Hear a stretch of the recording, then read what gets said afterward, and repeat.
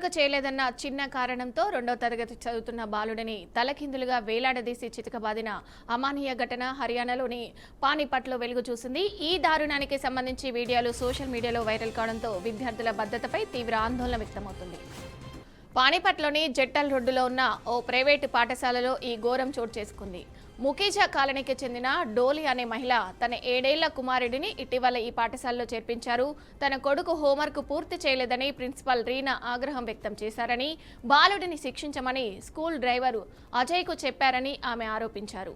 Principal ఆదేశాలతో driver Ajay బాలుడిని తాళ్లతో కట్టి కిటికీకి తలగ్రిందులుగా వేలాడదీసి దారుణంగా కొట్టాడు. అంతటితో ఆగకుండా ఆ చిన్నారిని కొడుతూ స్నేహితులకు వీడియో కాల్స్ చేసి మరీ పైశాచిక ఆనందం పొందాడు. ఈ ఘటనను వీడియో తీసి ఆన్లైన్లో పెట్టడంతో అది కాస్త బాలుడి కుటుంబ సభ్యులకు చేరింది. దీంతో పాటు ప్రిన్సిపల్ రీనా స్వయంగా చిన్నపిల్లలను ఇతర విద్యార్థుల ముందే కొడుతున్న మరో వీడియో కూడా బయటకొచ్చింది. దీనిపై ఆమెను ప్రశ్నించగా, 2 బాలికలతో అమర్యాదగా ప్రవర్తించినందుకే తల్లిదండ్రులకు చెప్పి మరీ వారిని దండించానని సమర్థించుకున్నారు. అయితే పాఠశాలలో శారీరక దండనను నిషేధిస్తూ విద్యాశాఖ మార్గదర్శకాలు స్పష్టంగా ఉన్నాయి. కొన్నిసార్లు శిక్షణ పిల్లలతో టాయిలెట్లు కూడా కడిగిస్తున్నారని తల్లిదండ్రులు ఆరోపిస్తున్నారు.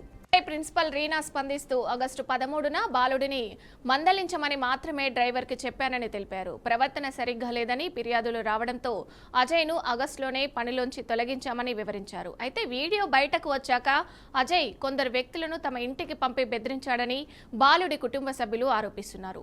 బాధితుల ఫిర్యాదు మేరకు మోడల్ టౌన్ పోలీసులు ప్రిన్సిపల్ రీనా, డ్రైవర్ అజయ్పై జువెనైల్ జస్టిస్ చట్టం 2015 కింద కేసు నమోదు చేశారు. నిందితులపై కఠిన చర్యలు తీసుకుంటామని అధికారులు స్పష్టం చేశారు. ఈ ఘటనపై తల్లిదండ్రులు, సామాజిక కార్యకర్తలు తీవ్ర ఆగ్రహం వ్యక్తం చేస్తూ పాఠశాలలో పిల్లల రక్షణ చట్టాలను కఠినంగా అమలు చేయాలని డిమాండ్ చేస్తున్నారు.